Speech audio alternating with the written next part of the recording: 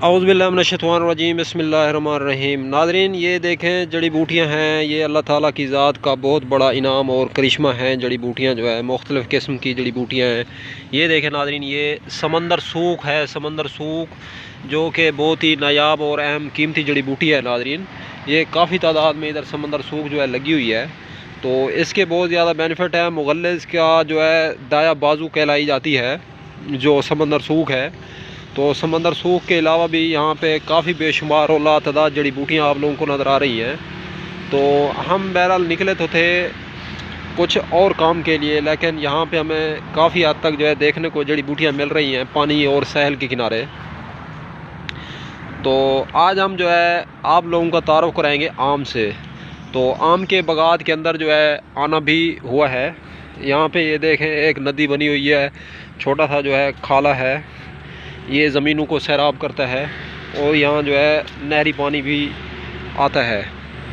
तो काफ़ी हद तक जो है जड़ी बूटियाँ यहाँ पे लगी हुई हैं। तो आज बहरहाल हमारा मौजू रहेगा आम के हवाले से।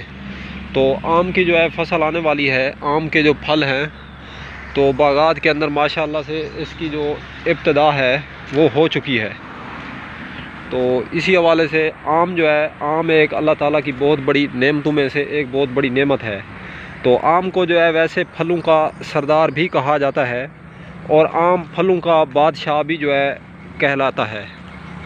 आम के हवाले से अगर बात की जाए तो आम से जो है मुरब्बा जात वगैरह बनाए जाते हैं और आम से अचार वगैरह बनाए जाते हैं।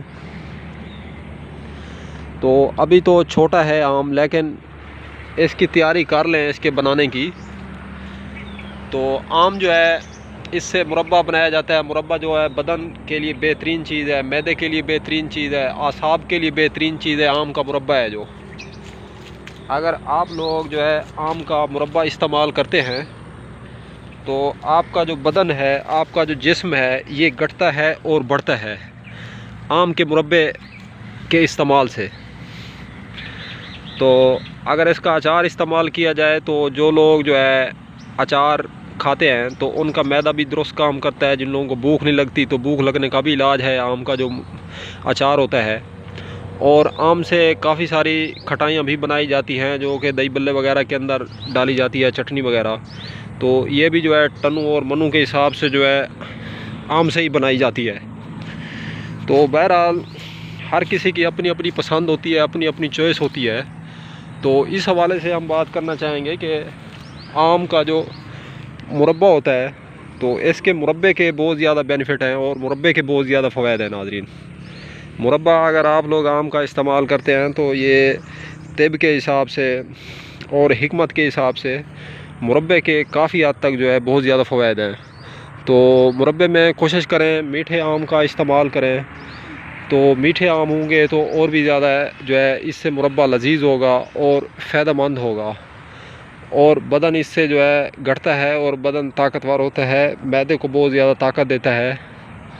आम का जो मुरब्बा है, रोटी जो है इससे बहुत ज़्यादा खाई जाती है आम के मुरब्बे से।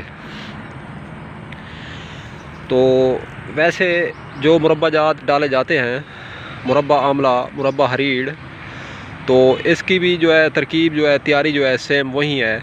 तो बस थोड़ा सा ही इसके अंदर जो है फ़र्क होता है। दो तीन किस्म के मुरब्बा जात बनाए जाते हैं। एक होता है टम्परेरी, जैसा कि उसी टाइम बनाया और उसी टाइम खा लिया।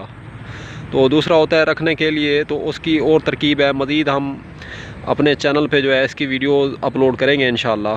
तो हमने सोचा कि आम का जो है मौसम आ रहा है तो इस हवाले से आम का थोड़ा तारुफ भी हो जाए और जो है इसकी निशानदेही भी हो जाए मुरब्बा जात के हवाले से।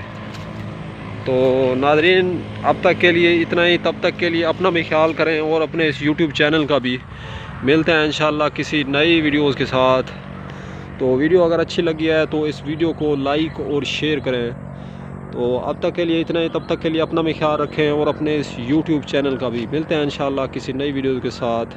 अल्लाह निगहबान।